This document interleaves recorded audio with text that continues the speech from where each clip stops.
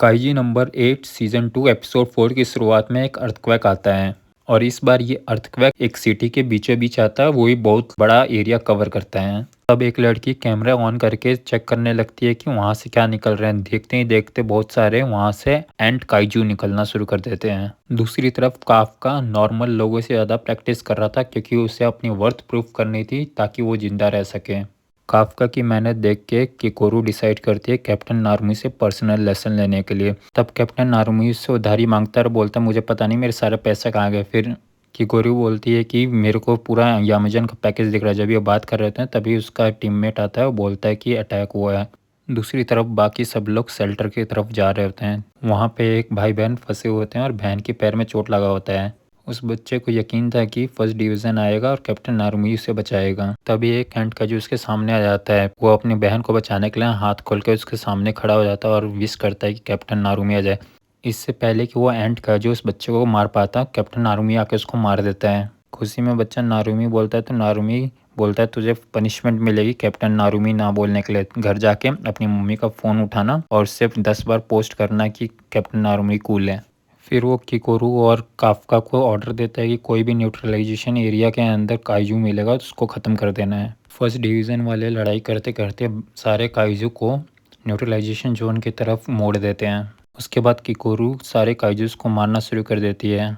वो अपने स्पीड को वाइस कैप्टन होसिना और अपने अटैक पावर को कैप्टन आशिरो के स्ट्राइक के बराबर करने की कोशिश करती है।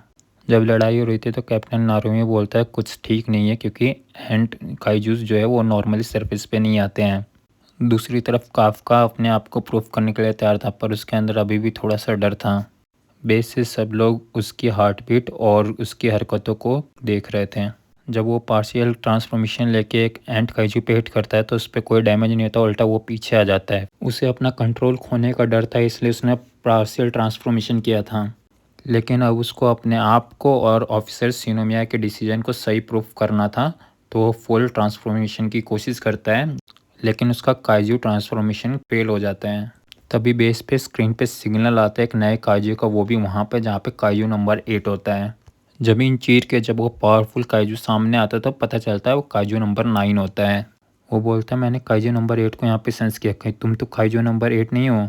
ये बोलकर काइजू नंबर 9 उसके ऊपर हमला करता है और उसके कंधे पर चोट लगती है। काफका एक बार फिर काइजू नंबर 8 के ट्रांसफॉर्मेशन की कोशिश करता है, लेकिन फिर से उसका ट्रांसफॉर्मेशन फेल हो जाता है। दूसरी तरफ मरे हुए सारे काइजू वापस से रीजनरेट होना शुरू हो जाते हैं। थर्ड डिवीज़न के रिपोर्ट के हिसाब से जब भी काइजू रिवाइव होते हैं तो उनकी फोर्टिट्यूड इंक्रीज हो जाती है, लेकिन इस पर जो इफ़ेक्ट पड़ा था वो पहले से उनके रिपोर्ट से ज़्यादा बड़ा था। तभी उनके स्क्रीन पे एक नए काइजू नंबर 9 का होने का सिग्नल आता है और ये काइजू नंबर 9 कैप्टन नारुमी के सामने निकलता है। कैप्टन नारुमी सोचता है कि या तो वो टुकड़े में हुए, या तो मल्टीप्लाई हुए, या तो पहले से ही एक से ज़्यादा काइजू थे।